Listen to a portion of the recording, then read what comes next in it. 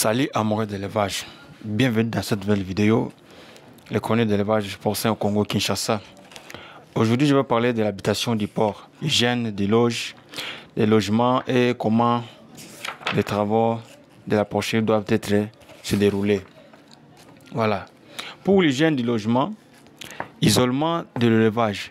Tout élevage doit être d'abord isolé et les contacts avec l'extérieur, donc hommes, animaux et d'autres objets, surtout le matériel du travail, doit être réduit au maximum et très sévèrement contrôlé. Donc, et maintenant, les hommes. Il faut limiter aussi au maximum les visites, particulièrement dans les locaux occupés par les porcs. Il faut se méfier des personnes se déplaçant d'élevage en élevage. Par exemple, d'autres vétérinaires, agents de technique, et d'autres éleveurs, bouchers, et aussi des acheteurs. Maintenant, la présence de pédilivres propres et fonctionnels à l'entrée de chaque bâtiment d'élevage est très vivement recommandée et obligatoirement lors de la visite de personnes se déplaçant d'élevage en élevage, surtout dans un contexte de brucellose. Maintenant, parlons des animaux. L'apparition de maladies graves coïncide quasiment toujours avec l'introduction de nouveaux animaux dans l'élevage. Ainsi, une attention particulière doit être portée à l'introduction des reproducteurs dans l'élevage. Dès son entrée dans l'élevage, l'animal doit être mis en quarantaine. Il doit être placé individuellement dans une case propre en étant isolé du reste du troupeau pendant une période minimum de 3 semaines. Donc pendant cette période, l'animal doit être nettoyé dès son arrivée. Le comportement de l'animal doit être suivi très soigneusement. L'abreuvement est donné à volonté. La ration alimentaire est modérée et pauvre en protéines comme les animaux comme manioc, fruits, herbes, etc. Et il ne faut pas laisser l'animal comme ça. Il faudra maintenant l'injecter une dose d'un antiparasitaire interne efficace sera administré. Et il ne faut pas laisser là. Il faut aussi faire des tests. Des tests doivent être aussi effectués. Prise de sang pour rechercher le cas de brucellose. L'animal ne sera mangé au troupeau que s'il se montre en bonne santé. Si l'animal montre ces signes de bonne santé, là, maintenant, à l'issue de cette quarantaine, elle sera maintenant mangée ensemble avec d'autres animaux.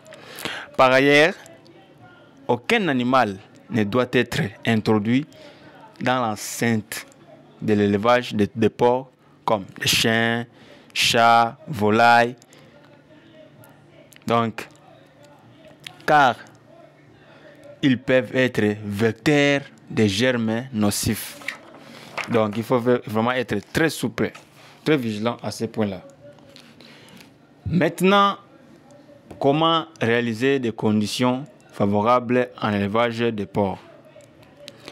La sensation de bien-être ressentie par l'animal est une notion complexe, dépendant de l'ambiance générale de l'élevage. Premièrement, la température, l'humidité de l'air, donc degré d'hygromètre. Si le degré d'hygrométrie est bon, là vraiment calme. L'absence de gaz toxiques comme le vapeur d'ammoniac. Si vous avez peut-être constaté des gaz toxiques comme des vapeurs d'ammoniac, c'est vraiment pas bien pour l'élevage des porcs. Maintenant, la température optimale pour les verras truies en gestation, c'est 10 à 20 degrés Celsius.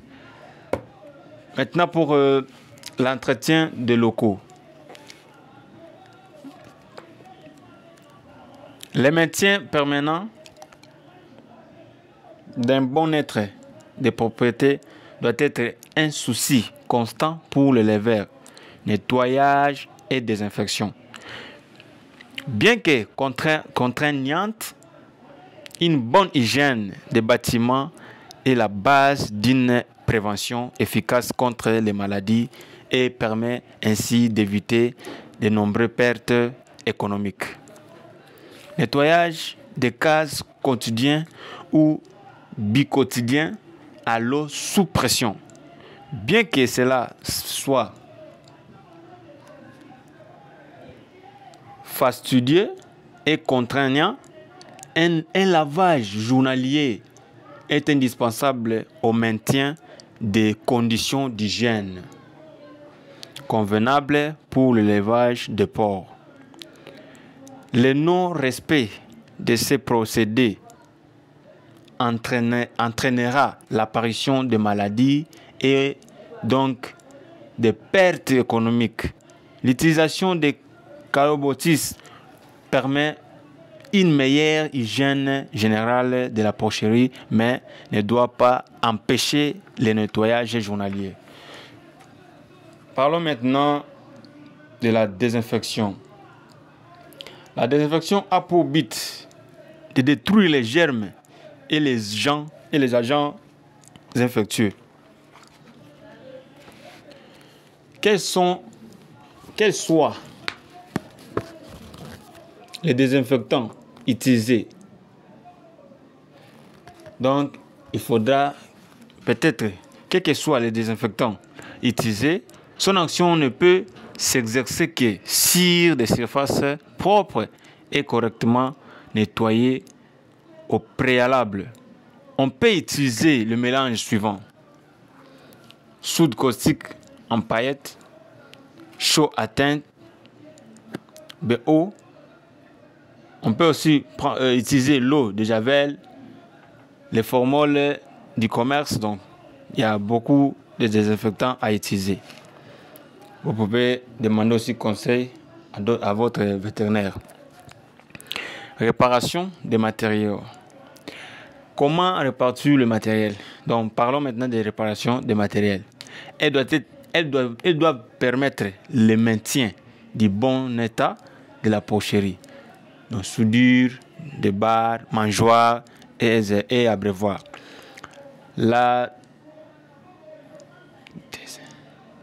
Maintenant, pour la dératisation. Les insectes et les rats sont porteurs de nombreux germes et maladies transmissibles aux porcs. Pour faire la désinsectisation et les dératisations, il faudra maintenant utiliser des produits pour la destruction de nuisibles ne doivent pas pouvoir être ingérés par des animaux de l'élevage. Attention aux intoxications accidentelles. Les porcs est omnivore. Ça veut dire que les porcs mangent tout. Attention à ces points-là. Entretien des porcs.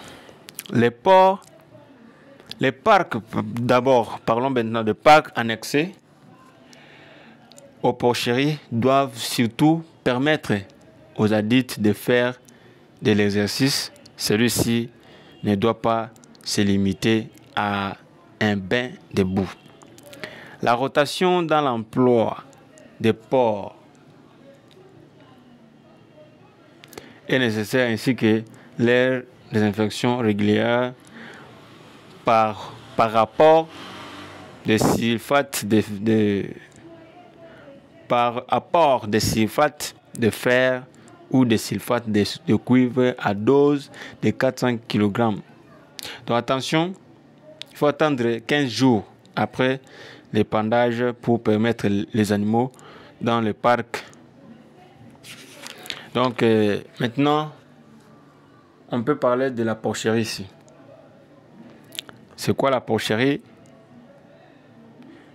comment nous devons prendre les mesures dans la porcherie. Comment l'éleveur doit effectuer des activités dans la porcherie. La porcherie, c'est à la fois l'habitation des porcs et les lieux de travail de l'éleveur, le cadre de vie du porc. Plus le porc se sentira à l'aise dans les locaux où il est élevé, plus sa croissance et son rendement seront bons. Un bon éleveur doit donc fournir les meilleures conditions de vie à ses animaux. La température, aération, hygiène, alimentation et soins. Habitude sociale. Le porc est un animal sociable. Le porc, c'est l'animal vraiment sociable. Il doit pouvoir attendre, sentir et voir ses congénères. Pour cela, les séparations entre les cases ne devront pas être trop élevées. Aptitude. Maintenant, parlons de l'aptitude individuelle des porcs. Les porcs passent l'essentiel de son temps à manger, dormir et déféquer. Il faut donc qu'il trouve dans sa case les 3 zones correspondant à ses activités. Premièrement, la première zone, il faut l'aération alimentaire, aire d'alimentation, aire de repos ou gisoire, et aussi aire de déjection. Comme le porc a l'habitude de faire ses besoins dans les endroits humides, il aura tendance à souiller la zone de l'abreuvoir. L'importance d'un nettoyage quotidien prend ici tout son intérêt. Maintenant, parlons de l'atelier du porcherie. Comment la porcherie doit être ateliée. La porcherie est aussi le lieu de travail de l'éleveur qui doit, premièrement, nourrir les porcs, nettoyer la porcherie, surveiller les animaux, déplacer les animaux suivant les besoins. Maintenant, pour les nourrissages et le nettoyage. Le nourrissage et le nettoyage occupent 90% du temps de travail de l'éleveur. Ces tâches sont aussi les plus pénibles. On a donc intérêt à adopter une disposition rationnelle pour les rendre plus faciles. Il est donc conseillé d'avoir un couloir central d'où on effectuera toutes les activités. Donc, dans une porcherie, il faudra aussi laisser un couloir central où l'on peut effectuer toutes autres activités, surtout dans la porcherie. Donc, il ne faut pas construire la porcherie, vous construisez comme ça, sans laisser même une petite espace ou bien un petit couloir où vous pouvez exercer d'autres activités. Maintenant, comme je venais de dire, l'atelier de porcherie. Donc, la porcherie d'abord là-bas, il faut atelier bien la porcherie. La porcherie est aussi le lieu de travail de l'éleveur qui doit effectuer telles opérations ou telles activités. Les porchers doivent nourrir les porcs. Les porchers doivent nettoyer la porcherie. Les porchers doivent surveiller les porcs. les porchers doivent déplacer les animaux selon leurs besoins. Donc, ici, on parlera que les nourrissages et ainsi que les nettoyages, le 2 occupe déjà 90% du temps de travail de l'éleveur. Donc, pour ces tâches, donc ce sont des tâches vraiment qui sont les plus pénibles. On a donc intérêt à adopter une disposition rationnelle. Tel que vous voyez dans des vidéos comment je fais les injections